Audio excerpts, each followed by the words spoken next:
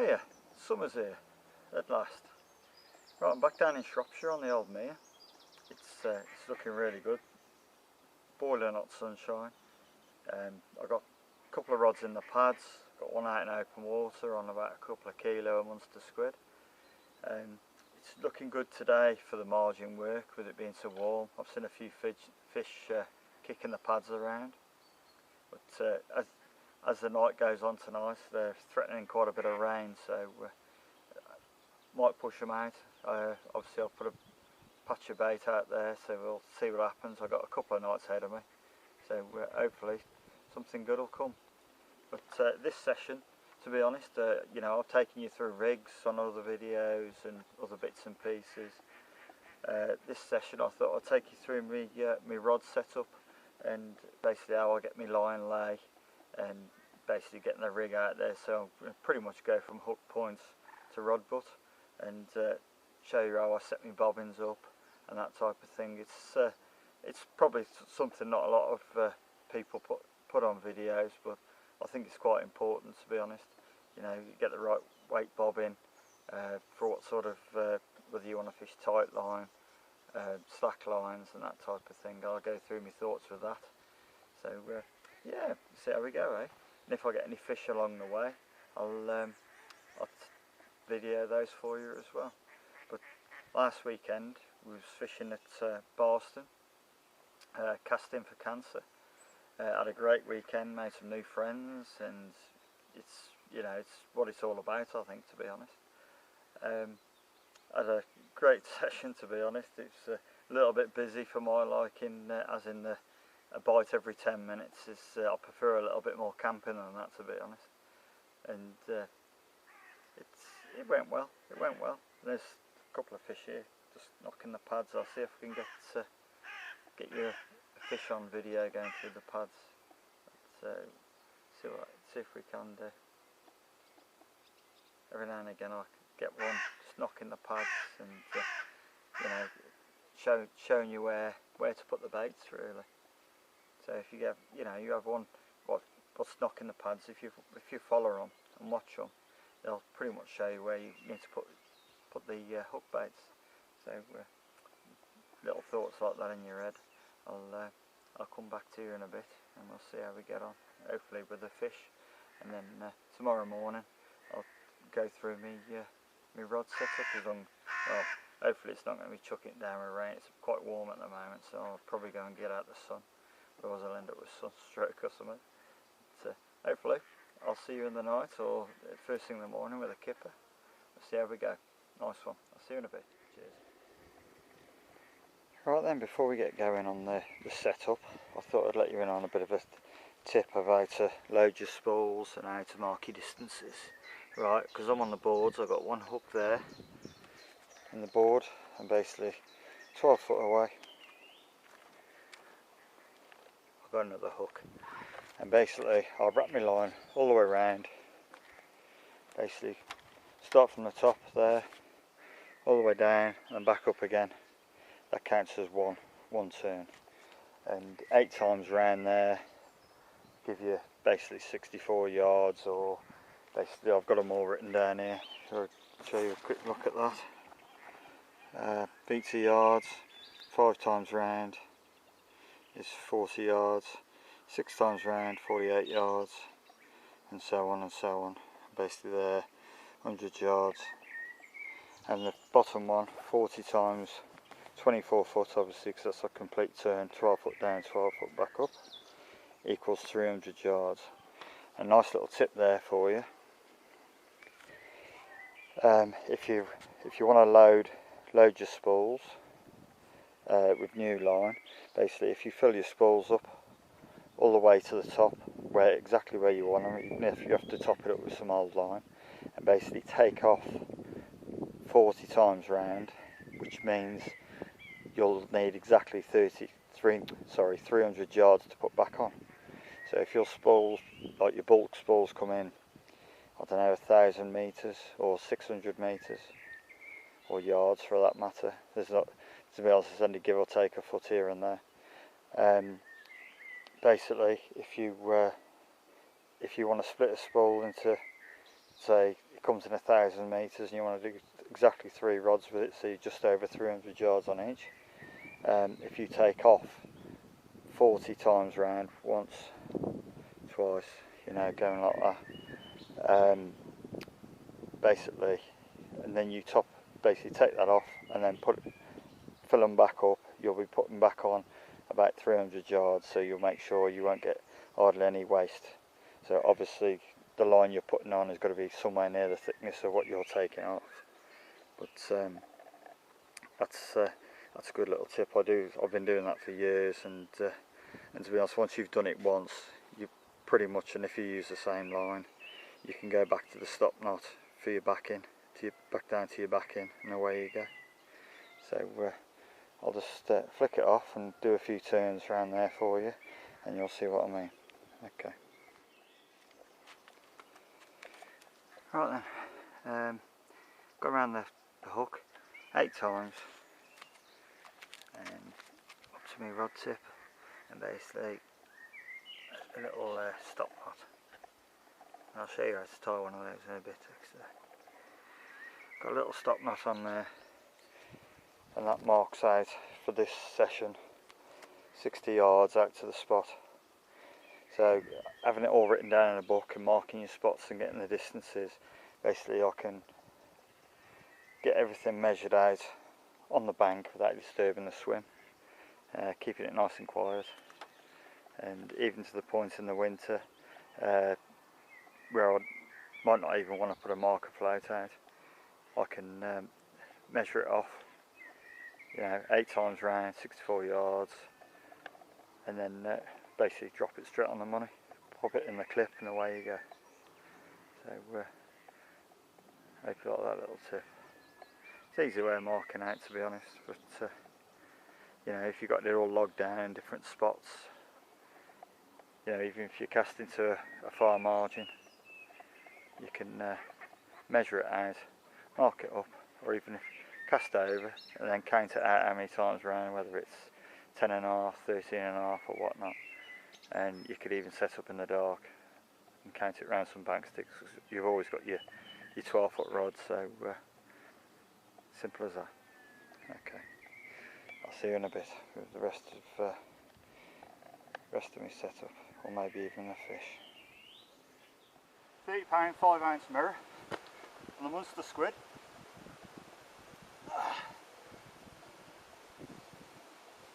There we go, what a beauty.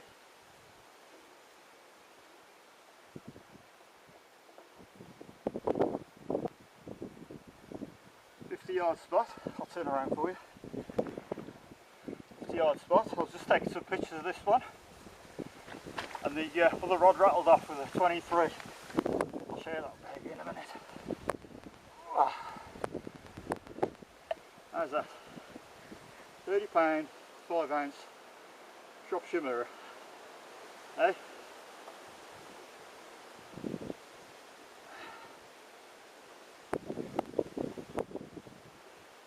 What a beauty. Let's get it back, eh? Right then. Part 2. Nice, I was just taking the pictures of the other one, and this baby came up.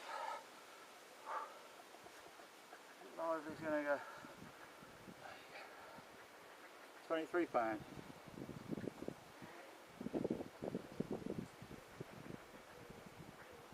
Tight patch of monster squid, 2 kilo.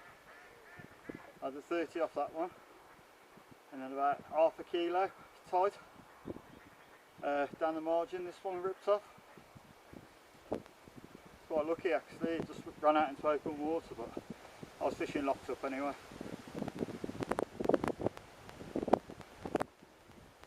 There you go, let's pop her back. Right then, the rod I'm using is a £3 Nash NRD. Absolutely cracking rod. Basically, it's not just a casting tool. It's a little bit tippy, but that aids for casting. But when you get a fish under the tip, it's absolutely fantastic. Bends right round. Lovely rod. and Terry Edmonds, a friend of mine. Well, you'd have heard of him anyway, but he had a big hand in designing these. And basically I've just got the standard off the shelf one. 3 pound test curve, 12 foot, and these are my choice for on here because I don't have to fish any further than 100 yards, and you know, and that's actually coupled up with me the long cast big pit. So you know, it's a good match up, that is. It's a bit of a workhorse reel. There's lighter reels and probably better reels on the market, but it does me, and I've been using them for years, and you know, I'm comfortable using them, and so that's what I use. Basically the line I've got on here, and we were talking about loading line up and that before, this is actually X line on here, but it's more or less because it's my last batch I had in my stores, and I'll be going on to the new Nash line, the decam line, next time I need to fill them up. But anything heavy, you want your main line to be heavy and sink to the bottom. And if you look how I've loaded this up, it's pretty much just under the lip, and that's how you want it, because if you have any fuller than that, you know, you can get a bit of line spill and you end up with tangles. But with it like that, perfectly with it like that, perfectly filled up, it's you know, it'll aid your casting and do a good job for you. So that's basically my line. I have my line so it sinks well to the bottom. Coming down the rod, one little point there. There's my stop knot. It's clipped up. It's literally clipped up just short of my spot. So it'll basically drop me straight on the money. So I can measure that off like I was showing you yesterday in the sunshine.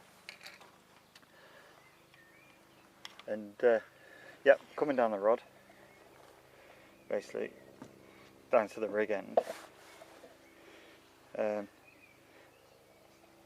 I've got me a diffusion leader, tiny bit of putty on the end, a little bit of putty. I do like the tungsten tubing as well, but I generally use the tungsten tubing more in the margins if there's pads, lilies and that type of thing, because it's basically what will happen is your tubing will stay. If a fish goes in the pads, the tubing will get caught up on the nearest stems and basically protect your line as the fish runs through. So that's one of the reasons why I like using tubing. Flat pear lead, little clip just to attach me up lengths, and so I can use chain reaction, little bags, stringers and that type of thing. Standard clip. I'm fishing in the silt. I haven't generally got to drop the lead, but if something happens, it'll drop the lead off quick, and then basically your standard diffusion leader. That's pretty much it. My lead I'm using is a 2.5 ounce lead. Makes it easy to get it out there. But basically, generally with the using the X line and the 3 pound test curve rods, I found a comfortable, almost like a slightly forced lob with the rod. Does the best cast with this X line. When you start trying to push it, it's basically just rattles around the butt ring, and you know, X line's not the best thing for casting. So I'll be quite happy when I get on the new Nash decam line. But yeah, it's what I've been using, and it's basically you get used to it, don't you? So yeah, so I'll stick a rig on, and we'll have a cast out, and we'll see how it goes. Okay.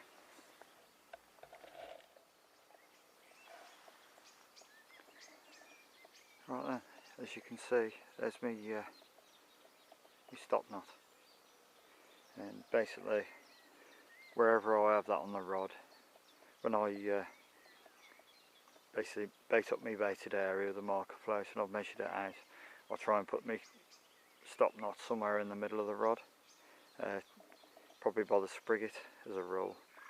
And then if I want to go a bit further than the spot, I can take it up to the tip ring and clip it up, or even bring it right back down to the reel and clip it up if I want to fish that side of the spot.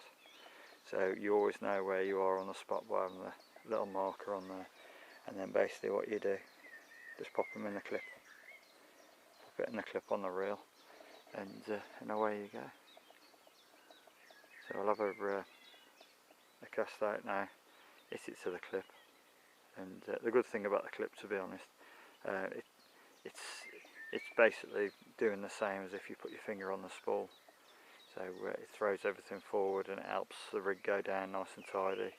It keeps the rig end away from the lead and the main line. So if you drop it on a tight line, basically it'll give you you know, almost a tangle-free cast even. So but another good thing, actually, thinking about it, if it's windy and you're getting a side wind, and you know you've got to up your lead slightly to get the cast out. If you put probably go up about half an ounce in lead and cast just above the surface, about 10 foot above the surface, and let it hit the clip or stop it with your finger, basically what it'll do, it'll actually pull the bow, what the wind's putting in your line, pull the bow out of your line by the force of the lead. So you know, it does quite a few different little jobs for you by stopping the line. One's tangling and one's pulling the bow out of your line. So yeah, give that a bit of thought. Another little point there, if it is windy and you stop the line and the bow's pulling the lead round off the spot, basically it's just telling you that you need to go up a bit with your lead size. So keep that in mind.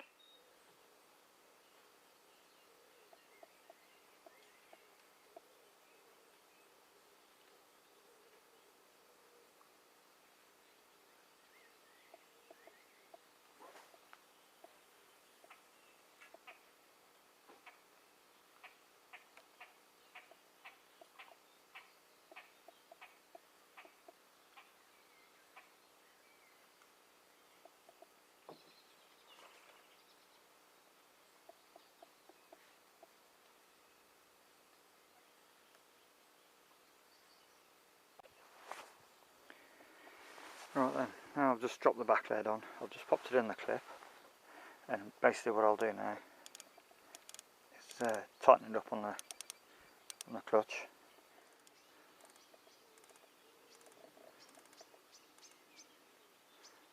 And basically what that'll do, basically because my back lead's on the bottom and my lead's on the bottom, it'll help pull the line down and straighten it up for me.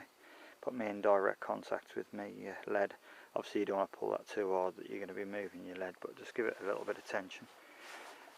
Give that a couple of minutes like that. Usually I'll cast the other rod out. But yeah, so just showing demonstration wise, I'll basically peel a bit more line off so the bobbin drops back down onto the floor, slack lining, pop it up in the clip, and that's just off the floor so we can take a bit more line off. And basically what I'll do, I'll keep doing that, and even if that just pulls up slightly, I'll keep just trickling a little bit of line out. And if you look at the eyes on the rod, if the line's sat down in the eyes, you know the line's not holding up off the bottom, because it'll basically bring the line back up into the middle of the eyes. So if it does that and pulls it back up into the middle of the eyes, I'll let a bit more line off, and you can keep an eye on it like that. I pull in tons and tons of line off, like 6 foot at a time, to get it all really slack. That's really going to hamper your presentation.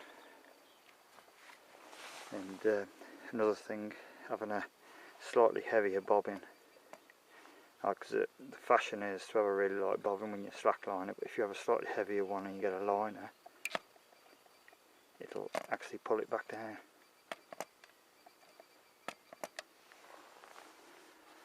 So yeah, those coupled up with my sirens as well.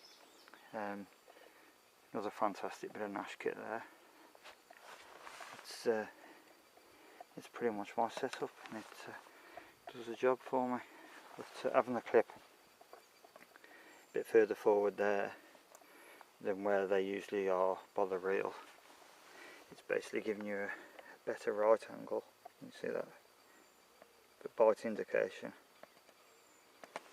and it makes little bleeps and little movements. More important for in the winter time than any other time of year, I think. But or if you're on a lake with really picky fish, like quite cute fish. But yeah, that's pretty much how I set it up. And for instance, if it has pulled it up in the eyes and it's just pulled the bobbin slightly like that, just take another couple of inches out, and at some point it'll stop. And to me that's like your perfect bite indication. So give that a go. And you know, there's no reason why you've got to have tons and tons of line out. You can still keep it so your bite indication is pretty good. And the other thing, using X line, it's with it, or any heavy line for that matter, if it's knitted right into the bottom, it's acting almost like one great big back lead once it's soaked into the bottom of it. So if you do get a drop back, it's almost going to, well, it's always give me a bite indication of some sort, lifting the bobbin. Even if it's a few bleeps here and there, you can soon tell. So don't be worried about slack line as long as you keep it sensible. Okay guys.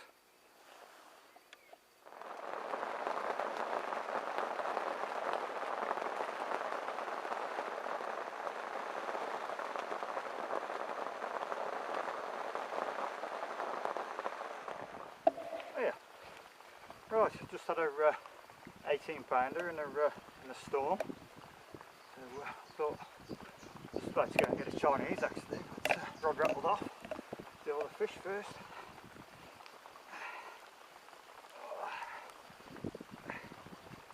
Beautiful colours. Cracking. 18 pound on the nose. Beautiful fish. Right, I'll flip around, show you the other side, and I'll get it back and go and fill my face. Had her off the margin spot down there where I saw a carp roll before, so looking good.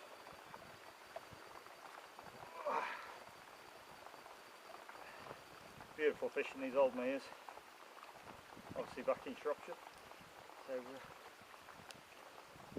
cracking. Right then, we've got just tonight to do. See if we can get a bigger now. See you in a bit.